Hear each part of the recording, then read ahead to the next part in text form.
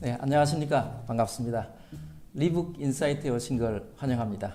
저는 PSI 컨설팅의 김광현입니다. 리북 인사이트는 최신 신간 도서들 속에 담겨 있는 리더십 인사이트를 우리 현장에 계신 리더분들과 같이 공유할 수 있게 만들어 놓은 이런 빅데이터 시대에 과연 우리는 어떻게 무엇을 준비해야 할까? 아마 현장에 계신 많은 리더들은 망망할 수도 있을 것 같습니다. 오늘 같이 함께 하시면 그래도 구름 속에 덮여있던 빅데이터에 대한 시각이나 또 방법들이 조금은 잡히리라 확신합니다. 오늘 모신 이 저자분들 소개하기 전에 이 책을 먼저 잠깐 보여드리도록 하죠. 오늘 저희들이 선정한 책은 빅데이터 사용 설명서입니다. 여기에 보면 빅데이터 이렇게 쉬운 거였나 이런 부제가 붙어 있을 정도로 정말 저도 보니까 빅데이터에 대한 전혀 기본 지식이 없는 상태에서도 빅데이터의 산업에 대한 이해, 그리고 이걸 우리 조직이 어떻게 받아들일까, 어떤 준비를 해야 될까, 많은 노하우들이 담겨 있는 내용입니다.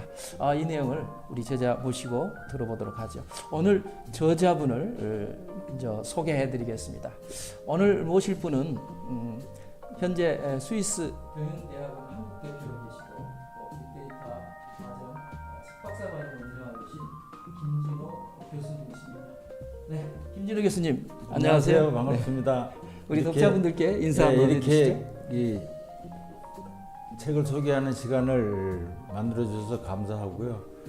이렇게 또 시청자 독자 여러분들을 만날 수 있게 돼서 매우 기쁩니다. 네, 우리 김진호 교수님은 정말 모시기 어려운 분인데 어떻게 보면 우리 빅데이터에 대해서 우리 기업에, 산업에 정말 열정적으로 전도사같이 알리고 계시는 그런 역할을 해주시는데요. 오늘 또 정말 좋은 경험 또 인사이트 기대합니다. 자, 오늘 함께 해주신 우리 독자분들도 같이 좀 소개해야 되는데 제가 일일이 다 소개는 못합니다만 우선 참여하신 분들께서는 본인의 생각들 또 관심사항들 얼마든지 올려주시면 될 것 같고요. 댓글로 의견 주시면 또 우리 김진호 교수님께서 직접 또 설명해 드릴 예정입니다. 참여하신 분들은 인사말 좋습니다. 어떤 분이 계실지 또 확인할 겸 제가 일일이 또 참여할 수 있도록 유도해 드리겠습니다. 댓글로 의견 주시거나 또 질문 주시거나 또 나름대로 또 새로운 아이디어 있으시면 주시면 같이 토론하는데 매우 유익할 거라고 보여집니다. 자, 그러면 제 이야기보다 우리 김진호 교수님의 이 책에 관한 이야기로 들어가도록 하겠습니다. 빅데이터 사용 설명서 궁금합니다. 우선 교수님, 제가 교수님의 책을 4년 전에 나온 빅데이터 리더십을 읽었고 또 4년 만에 빅데이터 사용 설명서를 또 발간하셨습니다. 어떻게 보면 짧은 기간인데도 이 내용을 또 굳이 발간하시게 된 배경이 있을 것 같아요. 동기를 좀 말씀해 주시죠. 예, 그렇죠. 지금 빅데이터 책 낸다는 게 많이 늦었죠. 빅데이터란 얘기가 막 나올 때가 2010년, 11년 그러고 그 사이에 빅데이터에 관련된 책이 책방에 가보시면 지난 5년 전 그때쯤 꽤 많이 쏟아졌는데 이제 와서 또 무슨 빅데이터 사용 설명서야 이러는 분들 많이 계신데요. 제가 또 AI 빅데이터 쪽에 석박사 과정을 한 8년 운영을 하고 지금은 스위스 경영대학에서 그 과정을 운영하고 있지만 이게 AI 빅데이터 쪽이 우선 폭이 넓고요. 왜냐하면 컴퓨터공학, 산업공학, 경영학, 또 통계학 이 학문 분야가 넓을 뿐만 아니라 또 깊이도 굉장히 수직적으로 깊을 수가 있어서 이 전체 모습을 보기가 참 어려워요. 그래서 굉장히 우리가 쉬운 말로 나무만 보면 숲을 못 보고 숲을 보면 또 나무를 못 보고 그래서 이게 빅데이터가 그거에 관한 것 같아서 그러면 핵심적인 나무도 보여주면서 전체 그림을 그릴 수 있는 책이 하나 있었으면 그러다가 이게 그런 책이 되기를 바라면서 좀 써서 전체 프레임도 잡고 그 속에 중요한 나무들의 모습도 잡고 또 이런 시대에 직장인이 혹은 리더가 어떻게 해야 되는지 얘기를 모아서 사용 설명서라는 이름을 붙였습니다. 네. 어찌 보면 빅데이터를 조금 더 쉽고 또 많이 활용되기를 바라는 그런 교수님의 그렇죠. 마음이 담긴 네. 것 같아요. 단순히 데이터를 처리하는 것에서부터 이제는 이 데이터를 이용해서 거기에 담긴 소비자들의 또는 사람들의 생각을 읽어내고 그걸 경영 혁신에 반영하는 것까지 가다 보니까 빅데이터도 정말 다양한 분야의 접목이 되는 것 같습니다. 교수님은 이 책을 쓰시면서 이런 분들에게는 정말 이 책이 도움이 될 거야라고 뭐 어떤 타겟 고객이라 그럴까요? 염두에 두신 대상이 이제 있으신가요? 책을 쓰면 꼭 이제 어떤 책은 3T라 그러죠. 뭐 그래서 타겟, 타이틀, 타이밍 그러는데 타이밍은 좀 늦은 거고요. 타이틀은 출판사 고유의 권한이고 타겟은 제가 넓게 잡았습니다. 왜냐하면 이 책을 우리가 결국은 데이터의 시대, 인공지능으로 그걸 분석해서 인사이트를 끄집어내는 시대라 그러면 그걸 끄집어낼 줄 아는 우리가 애널리티컬 탤런트, 분석 전문 인력이라고 그런다 그러면 그런 경쟁을 하는 시대라 그러면 그런 데에 많이 이 사람들이 와서 공부하려고 그래야 되는데 그러니까 학생이나 직장인들이 내 진로를 이런 데로 조금 강화해야 되겠다. 그런 사람들한테 지금 시대가 이렇게 변하고 있고 이런 능력이 필요하니까 그런 자극을 좀 줬으면 좋겠고요. 결국은 근데 그런 데이터 디지털 트랜스포메이션이라는 그런 쪽으로 가려 그러면 이거는 밑에서 이렇게 해 주십시오. 그래서 하긴 참 힘들어요. 그래서 많은 변화가 일어나야 되고 적극적인 지원을 해야 돼서 그러면 리더들이 이런 시대의 흐름 속에서 우리 기업도 그렇게 변화해야 된다는 생각을 좀 갖고 그러면 어떻게 바꿔야지 뭐가 어렵지 그런 생각을 좀 진지하게 하는 그런 책이 되기를 바라서 독자폭이 좀 뭐 학생부터 직장인부터 이게 원래 마케팅에서 타겟팅이 이렇게 좀 넓으면 이거 마켓 세그멘테이션이 안 돼 있는 건데 그렇게 욕심을 부렸습니다. 사실 빅데이터를 어릴 때부터 공부하는 사람 많지 않을 거 아니겠습니까? 그러니까 어찌 보면 지금부터 공부하는 사람이 빅데이터를 공부하는 어떻게 보면 선두자다라고 할 정도로 그럼요. 많은 분들이 예. 이 빅데이터에 대해서 충분한 공부가 안 된 상태에서 우리가 이 산업을 맡게 되는데 그렇다 보니까 교수님께서 말씀하신 대로 스펙트럼이 넓을 수밖에 없다는 생각이 납니다. 자, 그러면 우리 독자분들의 이해를 돕기 위해서 우선 뭐 책에도 뭐 그런 내용들이 있습니다만 빅데이터를 활용한 기업 경영이란 과연 어떻게 하는 것이냐, 무엇인가 여기에 대해서 좀 간략하게 설명을 해주시죠. 빅데이터 이름을 빼고요. 그냥 데이터를 활용한. 왜냐하면 대부분의 기업들이 빅데이터에 갈 필요가 많이 없어요. 빅데이터 그러면 요즘은 숫자가 많은 게 아니라 뭐 이미지나 동영상이나 뭐 텍스트를 다룬다 그러면 이제 뭐 빅데이터 쪽에 가깝다 빅데이터라고 할 수가 있는데 그 외 대부분의 기업들은 많은 뭐 ERP라든가 기본적인 데이터들이 숫자화된 게 많고 그것들을 이렇게 분석해서 그 데이터라는 건 뭐겠습니까?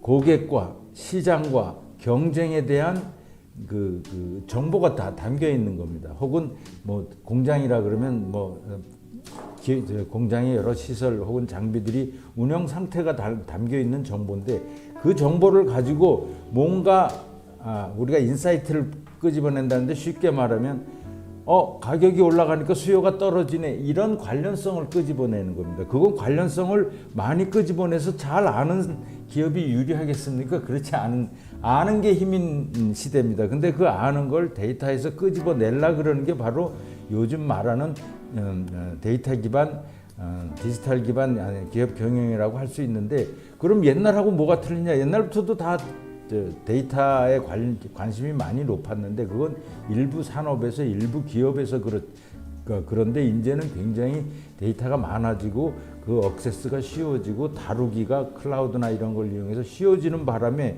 이제 이걸 안 쫓아가면 지금은 이게 괜찮을지 모르지만 1, 2년 지나고 3, 4년 지나면 이제 못 쫓아갑니다.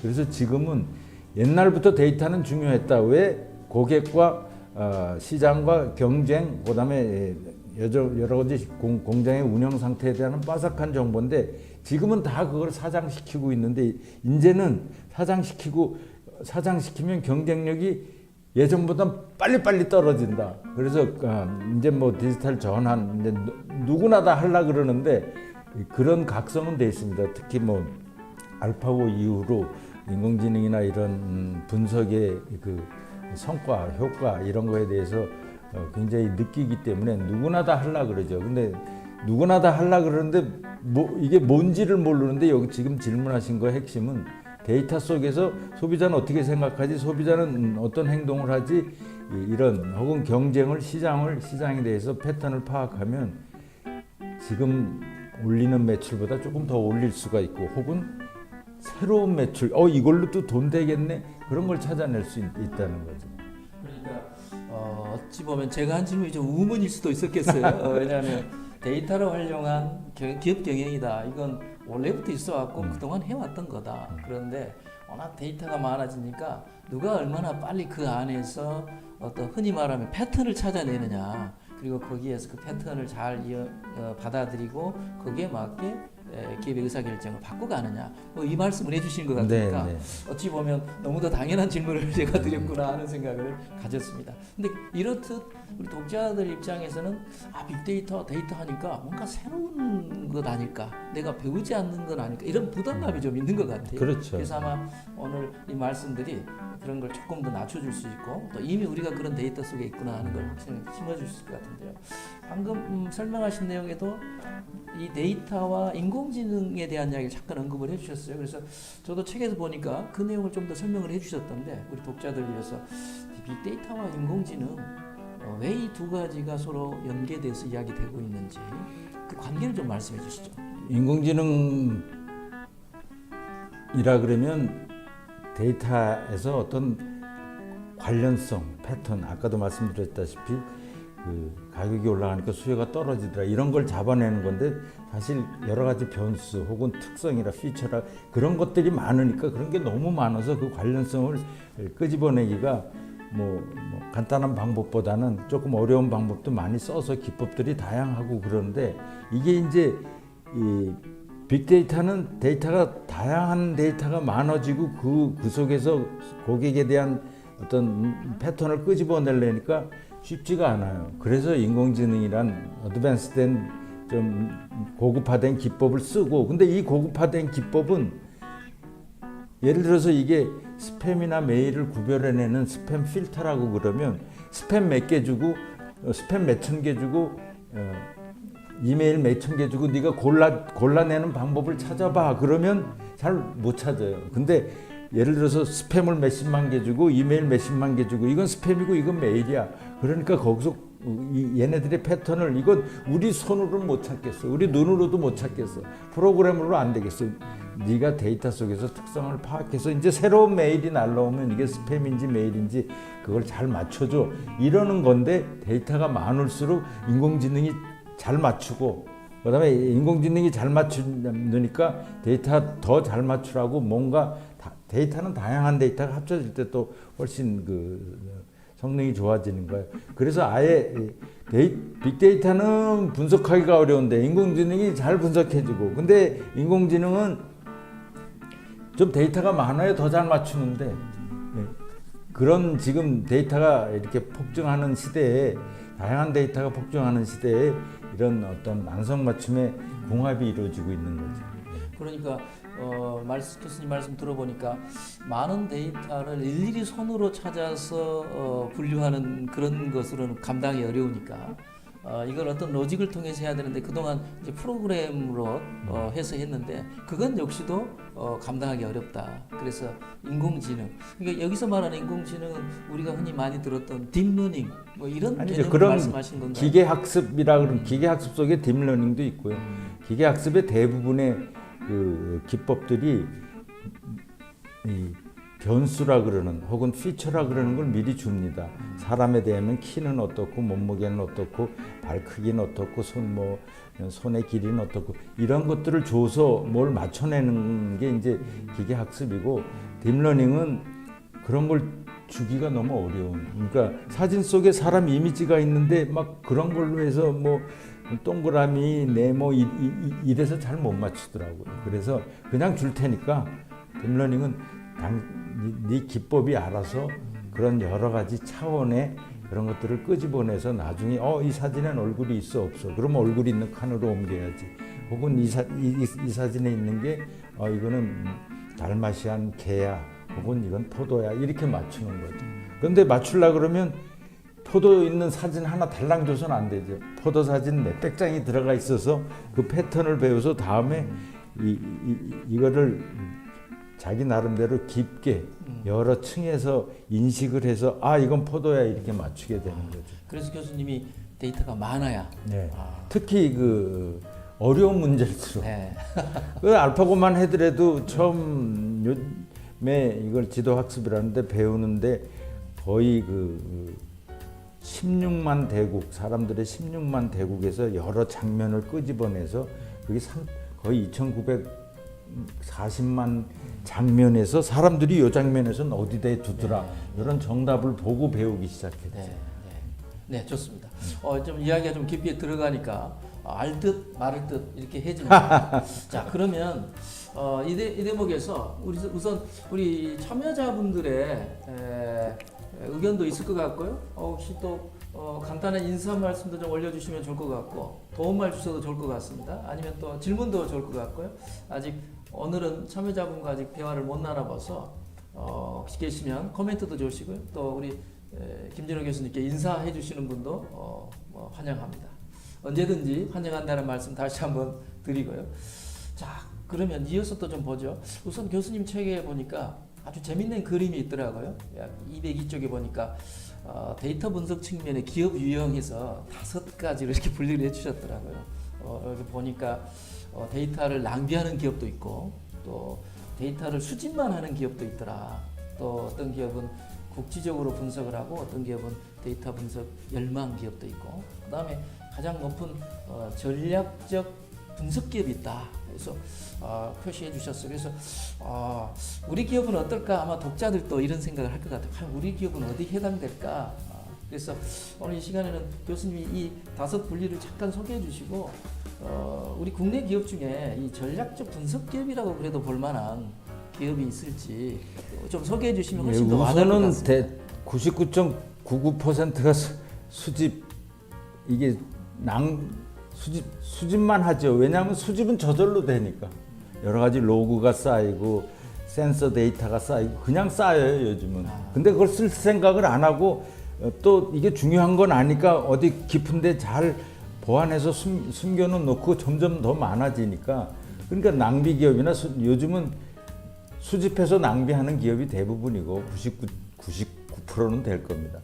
나머지 1% 정도가 이제 조금 분석해볼까 그러는 기업이 있고 전략적으로 열심히 분석한다 그러면 아무래도 분석해서 경쟁하려고 그러는 이커머스 기업이라든지 뭐 이렇게 데이터가 많아서 또 다른 기업들도 이 데이터를 통해서 어떤 사람이 언제 뭐를 사지 이런 연구를 하니까 따라서 해야 되는 거죠. 그래서 그런 일부 기업들은 아주 높은 수준은 아니지만 지금 이제 그 중요성을 알아서 열심히 특히 이커머스 기업이 가장 많다고 열심히 저쪽에 해당된다고 볼 수 있죠. 아니면 워낙 데이터가 많았던 텔레콤 기업이라든지 그러니까 데이터가 많고 그 데이터에서 서로 그 과점적인 패턴에서 서로 열심히 분석을 하려고 그러는 분위기가 돼 있는 데는 이제 세계적인 수준의 분석을 한다고 볼 수가 있겠죠. 아무래도 금융 쪽도 조금 데이터가 개발된 산업이라고 봐야 됩니까? 어떻습니까?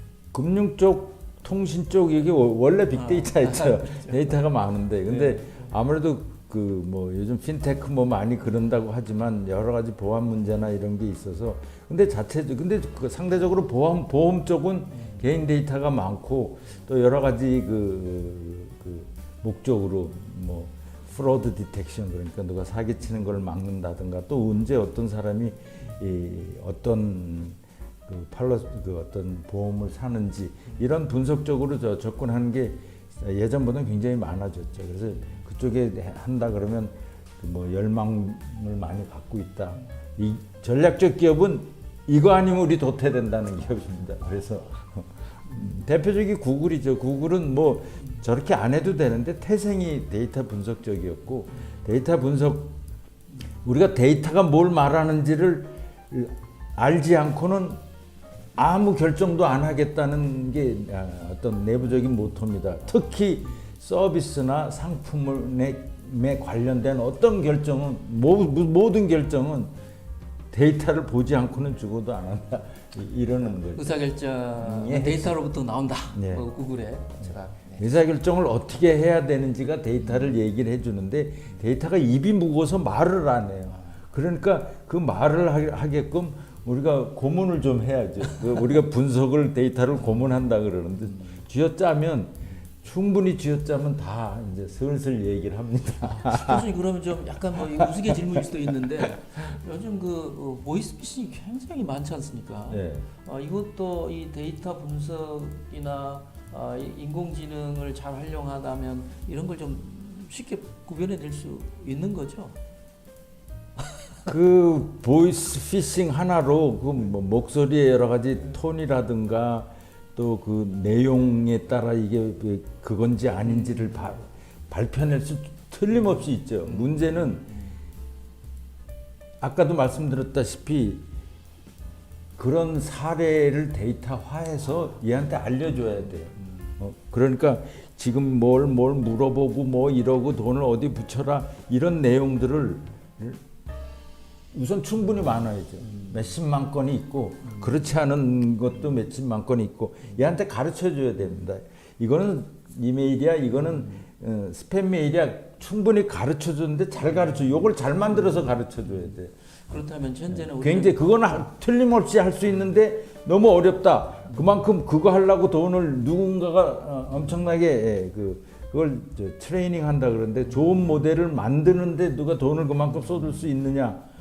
기술적으로는 다 됩니다. 근데 데이터가, 좋은 데이터가 서포트 되느냐, 그다음에 그걸 훈련시킬 만큼 돈을 들여서 이렇게 할 수가 있느냐. 나라에서 한다면 할 수 있겠죠. 네. 근데 네.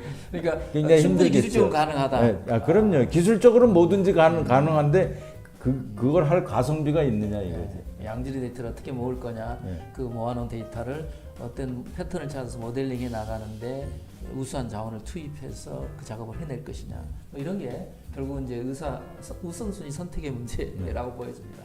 네, 그러는 사이에 우리 채팅창을 보니까요, 우리 MBC 청룡, 이 과거 MBC 청룡 팬이었나 봅니다. 반갑습니다. 인사도 주셨고요.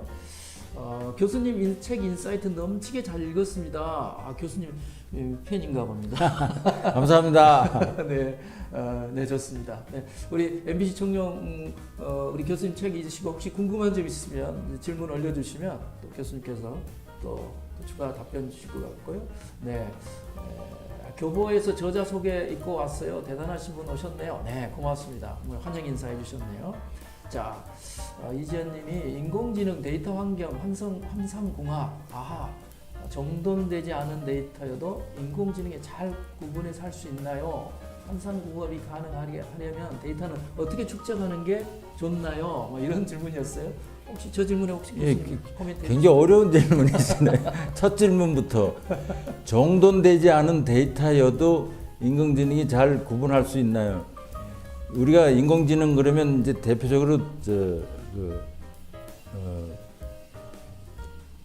기계학습인데, 기계학습의 일부 기법이 딥러닝이라고 보면요, 정돈되지 않은 데이터다. 정돈되지 않은 데이터는 어떻게 말씀을 드릴 수 있냐면, 우리가 엑셀식으로 표로 사람에 대해서 행으로 나타내고 그 사람의 특성에 대해서 여러 가지 열로 나타내서 이렇게 잘 만들어져서 기계학습 기법한테 던지면 잘 풀어내요. 그러니까 그렇게 던지기까지는 그거를 정돈을 해줘야 돼요. 걔네들이 이거 정돈할 수는 없어요. 이거를 뭐라고 그러냐면 데이터 프리프로세싱이라고 그래요. 전처리라고 그래요. 이게 제일 골치 아픈 거예요. 분석가가 뭘 한다 그러면 80%, 70, 80%는 이 일을 해요.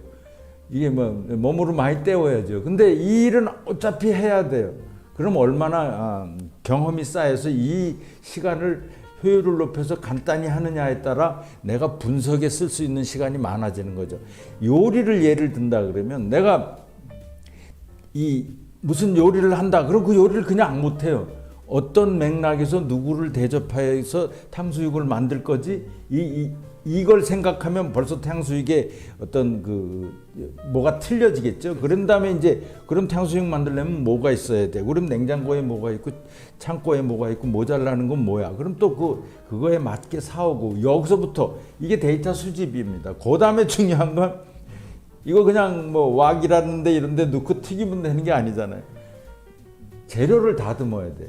이 재료 다듬는 게 바로 요리의 재료를 막상 요리를 만들기 위해서 다듬는 거. 그걸 데이터 전처리인데 정돈되지 않은 데이터 이거 굉장히 힘듭니다. 정돈하는데 시간 많이 걸려요.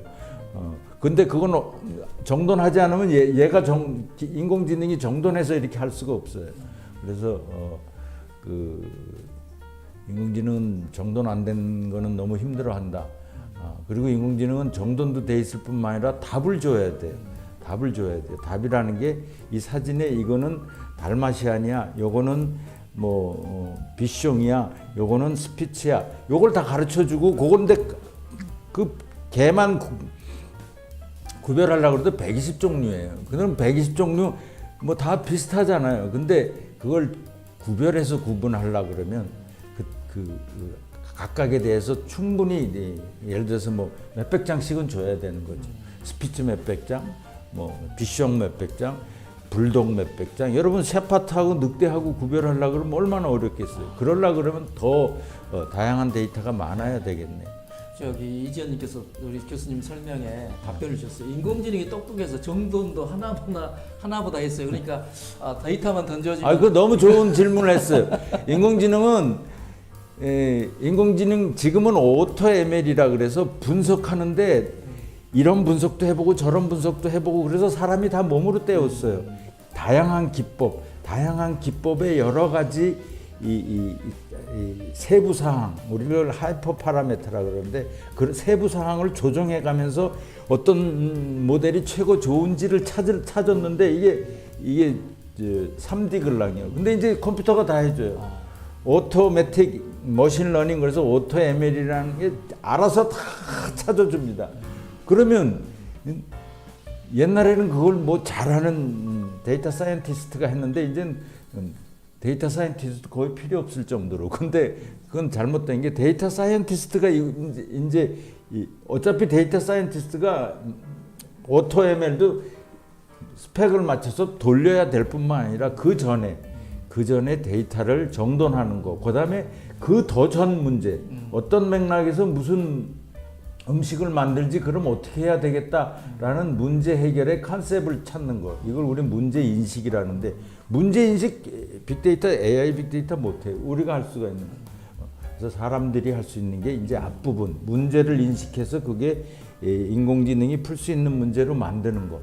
통계나 기계학습으로 풀 수 있는 문제로 만드는 거. 그 만든 문제를 위해서 관련 데이터를 잘 찾아서 그 데이터를 얘가 풀 수 있게끔 전처리하는 거, 즉 재료를 다듬는 거. 이거는 언제 어떻게 되든 인공지능이 얼만큼 앞서든 사람이 해야 되는 거죠.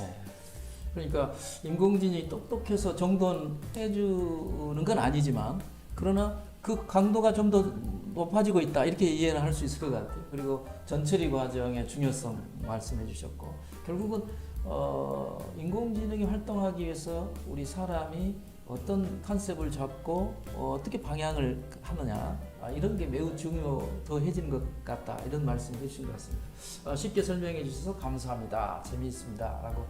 네, 이지연 선생님 고맙습니다. 자, 우리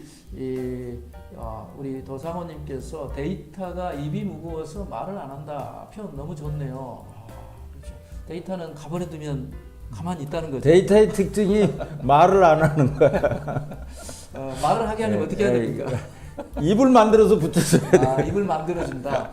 입을 만들어준다는 게 그게 이제 분석 툴을 사용한다, 뭐 이렇게 봐야 됩니까? 아니 그건 농담이었고요. 그냥 던진 말을 자꾸 이렇게 그러시지 마시고 그냥 그 데이터 자체가 데이터라는 게 뭐예요? 우리가 그 숫자를 모아놓은 걸 데이터라 그래요. 그러면 그 숫자가 자기가 어떤 관계를 얘기할 수가 없잖아요. 관계가 있는지도 모르고 그 속에 있긴 있어요. 근데 본인도 모를 거예요. 그러니까 우리가 이게 올라가니까 이게 내려가네, 가격이 올라가니까 수요가 떨어지네, 이런 걸 판단해서 그런 걸 알면 모르는 사람보다 훨씬 낫죠. 내가 올리면 수요가 떨어지니까 그러면 어느 정도 수요는 유지되려 그러면 어느 정도만 올리면 수요도 충분히 유지되면서 가격 오른 효과도 나겠네, 이런 의사결정을 할 수 있는 거죠. 우리 MBC 총장님께서 올려주신 내용, 전투기 사례 보고 옳았구나 했다. 저도 이 책에 보니까 전투기 사례 아주 재밌는 사례인 것 같아요. 우리 MBC 총장님도 거기에 공감하셨던 것 같고, 그러면서 또 이외에 또 잘못된 빅데이터 활용 사례가 더 있을까요? 라고 질문 주셨습니다. 예, 좋은 질문이죠. 꼭 뭐 빅데이터가 아니라도 데이터 활용 사례가 너무 많아서 잘못 활용하는 거, 이게 이렇게 보시면 돼요. 빅데이터 이만큼 분석을 해서 막 해면 결국 결과는 뭘로 나올게요? 아주 스몰 데이터로 나와요. 확률, 대부분 확률로 나오죠. 그다음에 뭐 퍼센트 혹은 뭐 차트나 그림으로 나오고 혹은 뭐 평균 이런 걸로 나오고 아주 작은 숫자로 나와요. 근데 첫 번째 문제는 그런 것들을 잘못 이해해요. 그게 쉬운 줄 아는데 자기가 몰라서 혹은 의도적으로 잘못 해석해서 빠지는 함정이 많아요.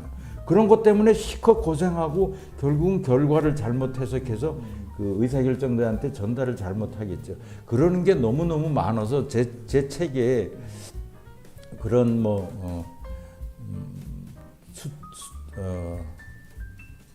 우리가 정말 알아야 할 통계상식 100가지 이런 책에 보면, 혹은 괴짜 통계학 이런 거 보면 너무 간단한 결과로 나타나는 숫자들에 대한 해석을 잘못하는 경우가 너무 많죠. 특히 많은 것들이 확률이에요. 이게 스팸일 확률, 혹은 이 사람이 융자해지면 안 먹고 또 안 갚고 도망갈 확률, 이런 확률이 나오는데, 우리가 확률에 대해서는 여러분들 생각해 보세요. 확률 그럼 제일 자신 없는 것 중에 하나예요. 그만큼 확률은 우리 현실에서 너무 많이 쓰이는데 우리가 확률에 대한 이해는 가장 낮다. 그러다 보니까 잘못한 활용한 사례가 굉장히 많죠. 그래서 곧 제 책에 굉장히 많은 부분들이 소개되고, 꼭 그 책이 아니래도 여러 군데 제가 칼럼을 쓰면서 그 책을 그런 내용을 많이 얘기를 했습니다. 네, 고맙습니다. 그러니까 어떻게 보면 이 숫자에 대한 해석의 오류가 있다. 그리고 아무래도 이 해석의 오류는 교수님이 말씀하셨듯이 데이터 중심의 사고에서 좀 벗어난 거죠. 그러니까 어떻게 보면 본인 의지의 표현일 수도 있을 것 같고요. 그래서 데이터에 집중하고 데이터 관점 의사결정을 하면 조금은 나아질 텐데, 하여튼 이 책에 소개되어 있는 잘못된 사례도 한번 더 보시면 좋을 것 같고요. MBC 총장님께서 또 댓글을 아주 핵심적으로 데이터 리터러시라고 말을 많이 쓰는데요. 혹은 데이터 리터러시라는 말이 나오기 전에 유명한 교수님, 제 이름이 생각이 안 나는데 교수님이 미리 저런 단어를 만들었어요. 데이터 리터러시가 아니라 누머러시, 넘버 리터러시. 그래서 합쳐서 누머러시라는 단어를 만들면서 그 단어가 붙은 책을 썼어요. 그만큼 우리가 가장 모든 결과가 숫자로 나타나는데 그 숫자는 몇 개 형태밖에 안 되는데 그거에 대한 이해가 우리가 가장 떨어지는 거예요. 그 사람은 누머러시, 숫자에 대한 이해로 그 나라의 수준을 평가하자 그래요. 요즘 문맹으로 평가 안 하잖아요.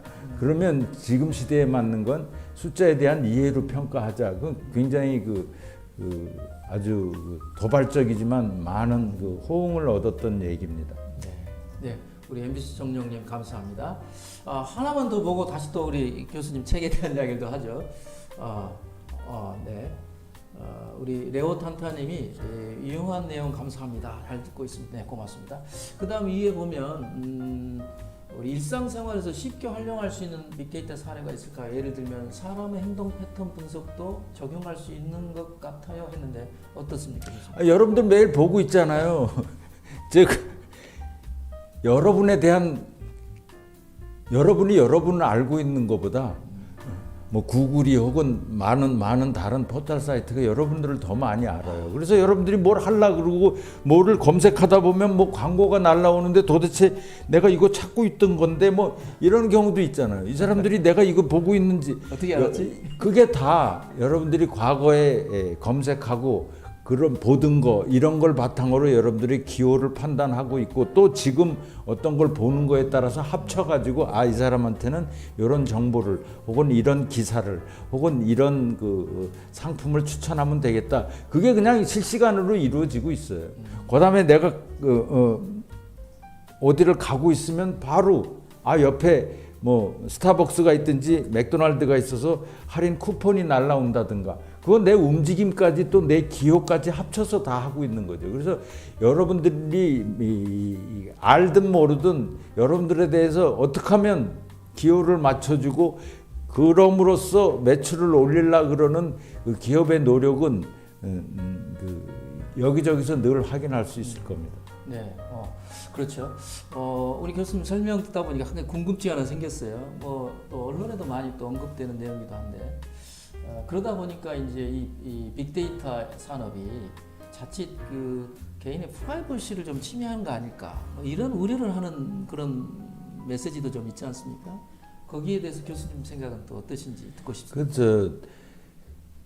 우리나라만큼 이런 개인의 프라이버시에 대한 뭐 법이라 그럴까 그게 굉장히 엄격한 나라도 우리나라나 유럽이 굉장히 엄격할 거고요. 그래서 그 법 때문에 우리가 뭐 가만히 있어도 우리 프라이버시 여러분들 뭐 은행 가서 혹은 뭐 어디 가서 뭐 하려 그러면 내가 뭐 동의한다 수없이 해야 뭘 하나 할 수 있잖아요. 그게 우리나라입니다. 우리나라하고 미국은 그 방법이 틀린데 우리나라는 내 거 써, 내가 내 거 써 그러지 않는 한 누구도 못 써요. 근데 미국은 내 거 쓰지 마, 그거 쓰지 마 그렇지 않으면 무조건 다 써요. 그러면 그쪽은 프라이버시가 안 지켜지고 있나? 그쪽에 그 공감대는 뭐냐? 내 데이터를 다 합쳐서 다른 데이터랑 합쳐서 이 사람들이 쓰면 결국은 내가 도움을 받는구나 라는 생각이 있는 거죠. 우리는 뭔지 모르지만 내 거 가지고 가면 내가 큰일 나는 줄 아는데 이거 여러분 데이터 크게 중요하지 않아요. 여러 사람의 데이터 속에서 패턴을 찾아내는 거지.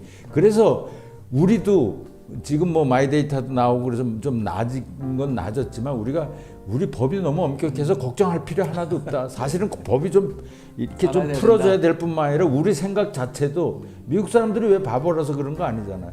왜냐하면 이렇게 해서 인공지능이 좋은 걸 할수록 기업이 매출을 올리는 것보다 내가 시간을 절약하고 좋은 정보를 얻고 그다음에 필요한 걸 사고 그러는데 훨씬 편리할 수 있기 때문에 내가 얻는 효용, 그걸 소비자 잉여라 그러는데 그 효용이 훨씬 큰 거죠. 그래서 그걸 믿으니까 그런 데이터 문화 혹은 뭐 프라이버시 문화를 다른 문화를 인정해주고 있는 거죠. 네, 고맙습니다. 일단 교수님께서는 오히려 지금이 프라이버시를 해친다 이런 개념보다는 오히려 좀 더 데이터를 사용할 수 있도록 좀 제한이 좀 더 완화될 필요가 있다 이런 말씀을 해주셨습니다. 네, 좋습니다. 자, 그러면 우선 이 책으로 또 다시 돌아와 보죠. 우리 많은 분들이 의견 주셔서 다시 한번 감사드리고요. 추가적으로 의견 주실 분들은 언제든 환영하니까 질문 주시기 바랍니다. 이 책에 보면 또 뒷부분에 보면 사실은 이 데이터 드리븐 의사결정, 데이터 분석 강조하시면서도 또 경영자, 또 기업 문화, 그리고 또 직장인의 삶을 사는 개개인들을 위해서 도움말도 좀 주셨어요. 그래서 경영자들이 가장 먼저 해야 될 것들을 6가지 말씀해 주셨고 또 분석적인 기업 문화 조성을 위해서 해야 될 것들을 말씀해 주셨는데 뭐 일일이 다 설명할 수는 없겠지만 그래도 한국 기업의 경영자나 기업 문화를 위해서 이런 것은 좀 적극적으로 했으면 좋겠다. 이런 코멘트 좀 해주시기 바랍니다. 한국에서 아마 지금 제일 어려운 게 여러 가지를 제가 말씀드렸지만 결국은 경영자 자신이 바뀌어야 되는데 경영자 자신이 바뀌는 가장 어려운 게 야 이제는 데이터 드리븐으로 데이터 기반으로 경쟁하지 않으면 장기적으로 우리가 경쟁력을 유지하기는커녕 너무 많이 떨어지겠구나 이런 각성을 해야 되는데 그런 각성을 왜냐하면 내가 해봐서 아는데 뭐 이런 분위기이기 때문에 그리고 내가 그거 없이도 여기까지 잘 왔걸랑 네. 뭐 이러기 때문에 그게 굉장히 어려워요. 그리고 데이터를 제가 그랬는데 데이터 드리븐 가기 전에 데이터 편식으로 가요. 내가 거봐 이제 데이터 기반에서 올라왔을 때 내 생각은 맞으면 봐봐 난 보지 않고도 알아. 늘 내가 이러라 그렇지 이런 식으로 하고 내 의견에 반대되는 거는 그냥 무시하는 데이터 편식 기반이라 그러는데 하여간 그런 차이 그게 지금은 굉장히 극복하기 어려워서 제가 그래서 제가 빅데이터 리더십이라는 책도 썼었고 그다음에 그런 문화를 바꾸는 게 그냥 옛날하고 하던 거하고 똑같이 야 디지털 트랜스포머 이거 중요하다 이거 해봐 이걸로 다 바꿔 그렇게 말하면 끝나는 줄 알아요. 다른 거는 그렇게 될 수 있어도 이거는 절대 그렇게 돼서 되는 게 아니에요. 제대로 된 제가 길게 얘기할 수는 없고 그래서 이렇게 농담으로 나오는 말을 얘기할게요. 우리나라 다 많은 기업이 디지털 전환을 한다 그런다. 왜 할까? 내가 디지털 전환이 뭔지 모르지만 다른 기업이 다 디지털 전환한다니까 야 우리도 안 하면 쪽팔리잖아. 그러니까 야 우리도 디지털 전환하자. 이 정도 수준이 많아요. 그건 굉장히 기업에 안 좋고 사회에 안 좋고 우리 국가의 경쟁력에 안 좋은 거죠. 이게 진정으로 이게 너무 중요한 거고 그렇게 변화해야 된다는 느낌이라 그럴까? 각성이죠. 각성이 필요하고 진짜 필요한 시대입니다. 왜냐하면 어차피 데이터로 경쟁을 해야 되는 시대니까.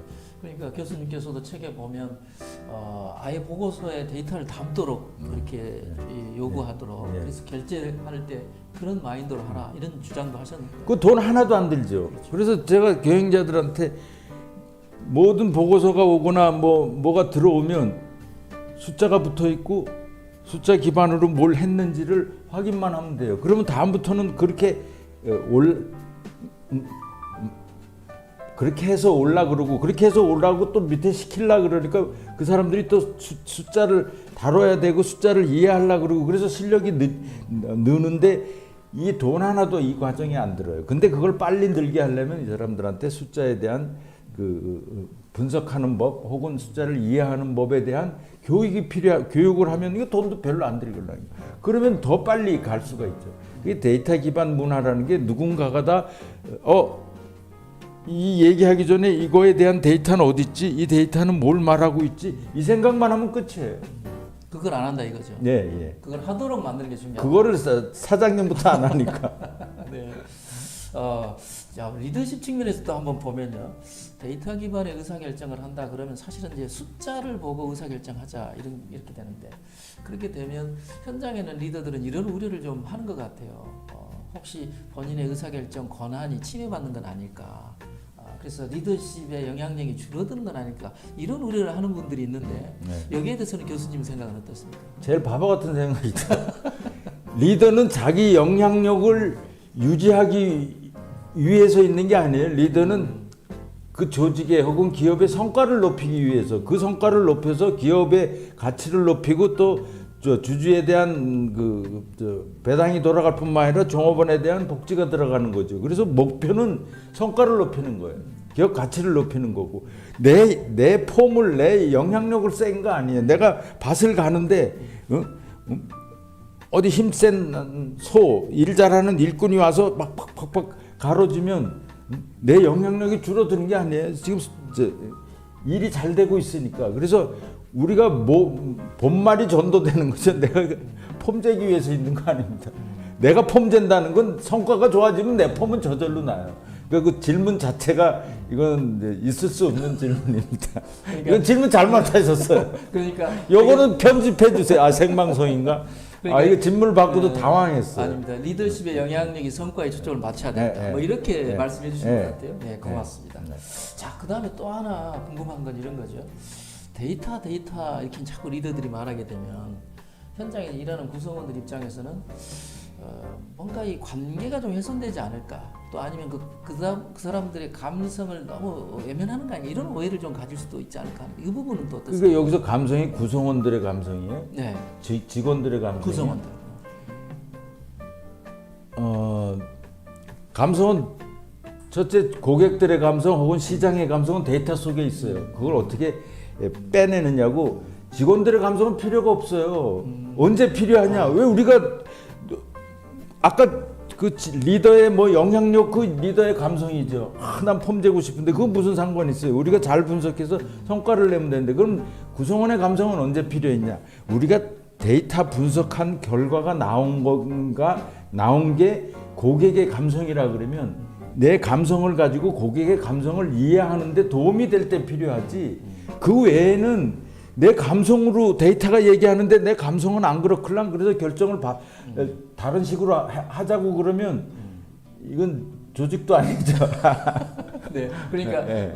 철저히 데이터 관점에서 네. 봐야 된다. 네. 이렇게 네. 이해하는 근데 거죠. 리더는 막판에 의사결정은 여러 가지 데이터 기반으로 나온 인사이트가 있고 법적으로, 문화적으로, 뭐 관습적으로 뭐 여러 가지 기업의 그 하이어라키적인 어떤 정치적인 그 관계상 나오는 그런 결론도 있어요. 그래서 리더가 외로운 게 언제는 이 데이터 기반으로 봐야 되고 언제는 다른 걸 고려해서 이걸 좀 무시할 수도 있고 결국은 결정할 때 다른 걸 따로 고려할 수 얘를 꼭 이렇게 해야 된다는 건 아니고 데이터 기반의 인사이트를 가능하면 투명한 의사결정, 객관적인 의사결정, 장기적으로 성과가 있는 의사결정을 하려면 그거 기반으로 해야 된다는 원칙이 있다는 거죠. 언제나 데이터가 이거 얘기했자 이거는 아니죠. 그렇죠. 예. 그러니까 교수님 말씀은 데이터가 말하는 것과 또 구성원들이 데이터하고 좀 다른 감성을 가질 수 있지만 그걸 하나에 놓고 옳고 그름을 따지기보다는 데이터가 말하는 것에 충실하되 또 다른 순서나 우선순위에 따라서 구성원들을 고려할 수도 있다. 뭐 네. 이렇게 이제 봐야 될 것 같습니다. 자, 많은 이야기를 갖고 더 질문도 이제 많이 있긴 합니다만 그래도 또 꼭 빠질 수 없는 게 또 한 가지가 있는데요. 직장 생활하는 이제 직장인들 관점에서 봤을 때 이 빅데이터 또 이걸 쫓아가고 싶고 준비하고 싶지만 사실은 준비가 안 되어 있거든요. 그런데 이런 현장에 있는 절대 다수의 직장인들에게 이 빅데이터 어떻게 준비하는 게 좋을지 일하면서 뭘 하면 좀 더 여기에 가까워질 수 있는지 인사이트를 좀 주시죠. 예, 그 책의 뒷부분에서 그냥 현실 우리가 생활을 하면서 이게 데이터 리터러시 뭐 이런 걸 높일 수 있는 방안을 구체적으로 제시를 하고 있는데요.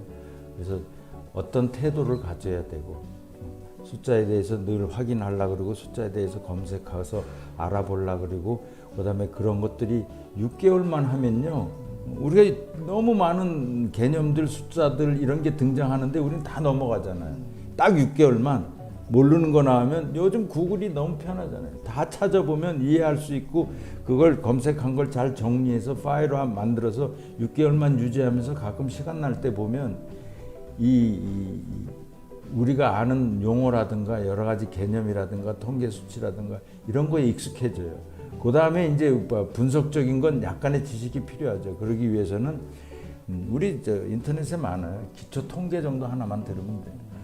기초 통계 혹은 뭐 필요하면 뭐 조사 방법론 이런 거 있는데 한두 과목만 우리가 영어를 잘하려 그러면 몇십 년 해도 영어 잘하기 힘든데 이거는 숫자에 대한 안목을 높이는 책들이 많고 재책이 그런 게 많은데 그런 책들 그다음에 숫자에 대한 모르는 게 나오면 6개월 동안 그거라고 검색해서 정리해 놓고 이해한다. 셋째 뭐 기초 통계학 정도 더 나아간다 그러면 사회과학 조사 방법론 숫자를 어떻게 모아서 어떤 것들을 보고 뭐 이런 것들이 그 정도만 하면 굉장히 저 생활 속에서 분석적인 역량을 키우는 게 굉장히 좋죠. 네, 교수님 말씀이 아주 저도 와닿고 중요해 보이는 게 책에도 물론 있습니다. 그러니까 자기가 하고 있는 일과 관련된 데이터, 숫자, 좀 생소한 것 있으면 검색하고 찾아보고 거기서 계속 확장해 나가자. 그리고 그걸 정리해 나가다 보면 데이터에 대한 마인드도 달라지고 또 데이터를 보는 시각도 달라지고 거기에 좀 더 나가면 분석하는 방법을 공부할 수 있는 어떤 니즈도 생길 것이다. 뭐 이렇게 의견 주신 것 같습니다. 그러니까 어디 가서 꼭 당장 공부를 안 해서 내가 능력이 없다, 이걸 잘 모른다 이런 것보다는 내가 하고 있는 데이터에 조금 더 집중하고 그냥 흘려보내지 말자. 뭐 이런 말씀을 좀 귀담아 드릴 필요가 있을 것 같습니다. 그래서 아마 교수님께서는 스위스 경영대학원에서 이 빅데이터 관련된 과정을 진행하고 계신 것 같아요. 그래서 우리 독자들 중에도 그래 나 일상생활에서 하는 것보다 조금 더 전문적으로 공부하려면 어떻게 해야 될까? 아마 안내도 될 것 같아요. 잠깐 좀 소개해 주시죠. 제가 스위스 경영대학 AI 빅데이터 석사 박사 과정을 운영하고 있는데요. 그 전에 다른 학교에 있다가 정년 퇴직을 하면서 제가 AI 빅데이터 석사 박사 과정을 우리나라에서 최초로 만들어서 아주 성공적으로 운영을 했던 경험을 바탕으로 이제 스위스 경영대학의 온라인 과정을 만들어서 AI 빅데이터 MBA는 1년, 그다음에 박사 과정은 2년 만에 제가 집중적으로 지도를 하고 원하면 해외 논문도 많이 쓰고 그래서 이제 뭐 남은 진짜 이제 국가적인 경쟁은 데이터야 서로 쌓고 모으긴 나름이지만 누가 데이터를 다루고 분석할 줄 아는 역량이 큰가 이 싸움입니다. 지금 시대의 경쟁은. 그렇기 때문에 그런 인력을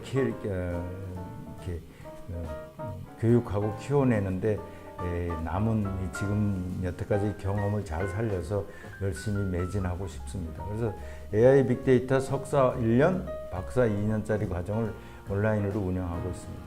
네, 고맙습니다. 네, 감사합니다. 우리 교수님이 운영하는 이 석박사 과정이 잘 되길 기대하고요. 일단 이제 오늘 이 시간을 마쳐야 될 것 같은데 오늘은 이 빅데이터 사용 설명서에 대한 이야기를 나눴습니다. 우리 설명해 주시고 또 수많은 질문에 답변 주시라 우리 교수님 너무 감사합니다. 고맙습니다. 감사합니다. 초청해 주셔서 감사합니다. 네.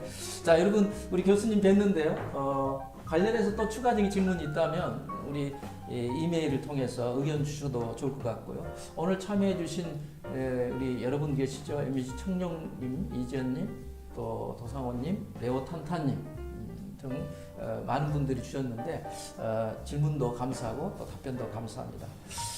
이 내용과 관련해서 다양한 의견 있으시면 공유되고 있는 이메일 주소로 주시면 또 직접 우리 교수님과 연결해서 답변도 드릴 수 있도록 하겠습니다. 그리고 이 코너에서 다뤘으면 좋을 거라고 생각되는 추천 도서도 있으시면 의견 보내주시면 진행에 참고하도록 하겠습니다.